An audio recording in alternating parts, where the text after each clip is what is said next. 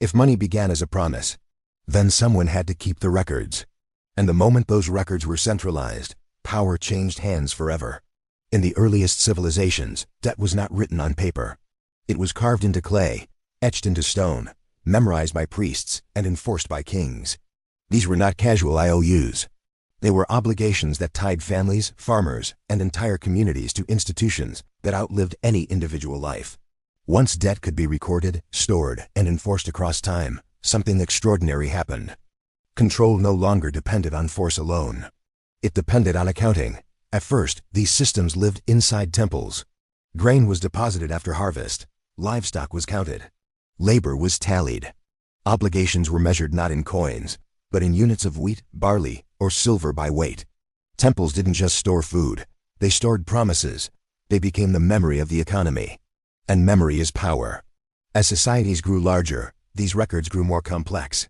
The priesthood and ruling class discovered something critical. Whoever controlled the ledger controlled reality.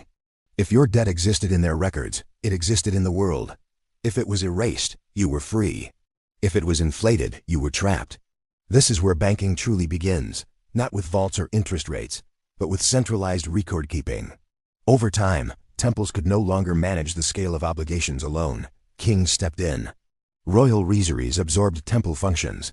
Debts to gods quietly became debts to rulers. What looked like a religious obligation transformed into a political one.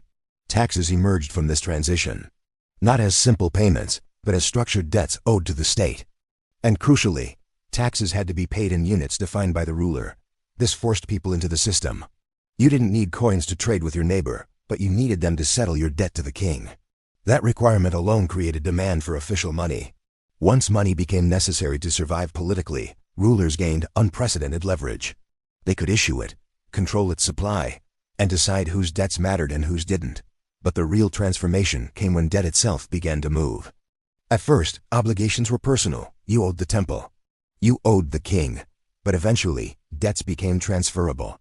If one person owed grain, another could claim that obligation. Suddenly, promises could circulate. This is the moment banking evolves from storage into system. Early bankers were not merchants. They were intermediaries. They accepted deposits, recorded obligations, and facilitated transfers between parties who never met. Trust no longer came from personal relationships. It came from institutions. And once trust became institutional, scale exploded. Empires did not grow because of armies alone. They grew because they could finance themselves. War is expensive. Armies require food, weapons, logistics, and time. A kingdom relying only on physical tribute could only expand so far. But a state that could borrow against future production could fight wars it could not yet afford. This is where debt transforms from burden into weapon. States began issuing promises of repayment, backed by future taxes. These promises could be traded.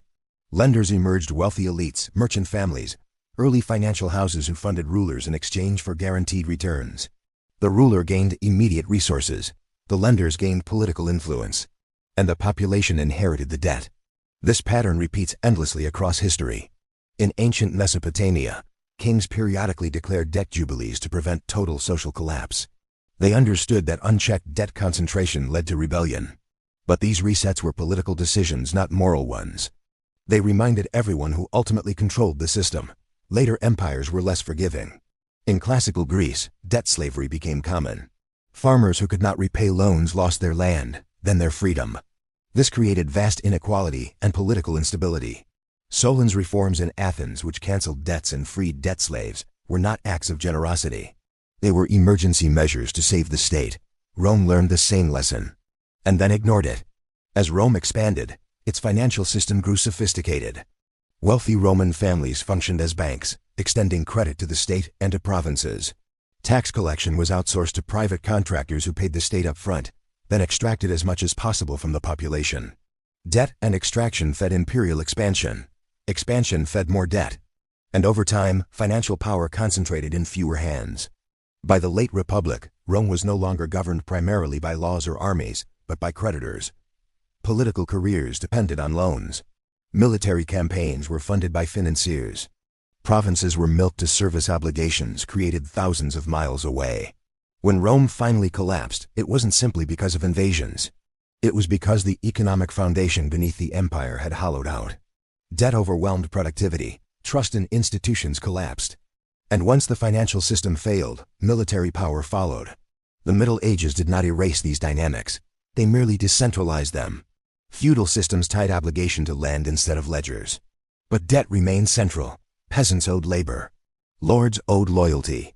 Kings owed protection. The system survived because obligations were fixed and limited. But once long-distance trade revived, finance re-entered history with force. Italian city-states like Florence, Venice, and Genoa pioneered modern banking. Merchant families created networks of credit spanning Europe. Letters of credit replaced physical transport of gold. Double-entry bookkeeping made financial manipulation easier and harder to detect. Banks did not just support commerce, they funded states. The Medici didn't rule Florence because they wore crowns. They ruled because they controlled credit. They decided who could borrow, who could trade, and who could wage war. And once again, debt became the engine of empire. European monarchies borrowed heavily to finance exploration, colonization, and conquest. These ventures were rarely profitable at first. They were funded by debt secured against future plunder. This is where the modern empire is born. Colonies were not just territorial expansions. They were financial assets. Their resources were used to service debts incurred by imperial centers. Silver from the Americas flowed into European treasuries and directly into the hands of creditors. Banks became intermediaries between empire and exploitation. As empires expanded, so did financial complexity. National debts grew permanent. Governments stopped borrowing for emergencies and started borrowing as standard practice. The invention of central banks formalized this relationship. A central bank did not exist to serve the public. It existed to stabilize state borrowing. It ensured that governments could always find lenders and that lenders would be repaid. The Bank of England, founded in 1694, was created to fund war.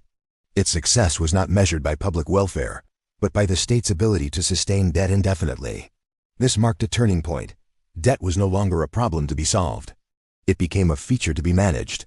Empires that mastered this system outlasted those that didn't, but mastery came with consequences. Once debt became permanent, it required continuous expansion. New markets, new resources, new populations to tax. When expansion slowed, financial stress followed. This is why empires rarely decline slowly. They collapse suddenly. The same financial mechanisms that enabled their rise become unstable when growth stalls. Credit tightens. Trust evaporates. Social unrest spreads. History does not repeat because humans forget. It repeats because financial incentives remain unchanged. By the 19th century, industrialization accelerated everything. Banks no longer financed only states. They financed corporations. Railways, factories, and infrastructure projects were built on borrowed money. Debt layered upon debt. Financial institutions grew too large to fail long before the phrase existed. Empires shifted from territorial conquest to economic domination. Control was exercised through loans, trade terms, and currency systems. Colonies were bound not just by force, but by debt obligations enforced through global finance. This was more efficient than armies, and far less visible. By the early 20th century, the world economy was entirely debt-driven. Wars were financed through bonds sold to the public. Citizens became creditors of their own governments emotionally invested in victory. After the wars ended, the debts remained. And the institutions that managed them grew even more powerful. Banks survived empires.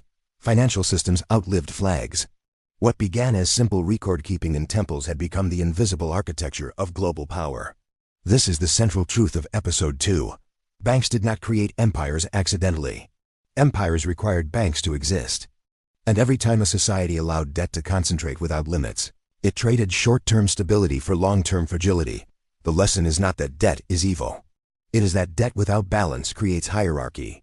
And hierarchy, once entrenched, resists reform violently. Modern finance did not abandon these patterns, it perfected them. The next episode follows what happens when empires realize they no longer need armies to rule only balance sheets. Because when power becomes abstract, resistance becomes invisible. And that is where the real danger begins.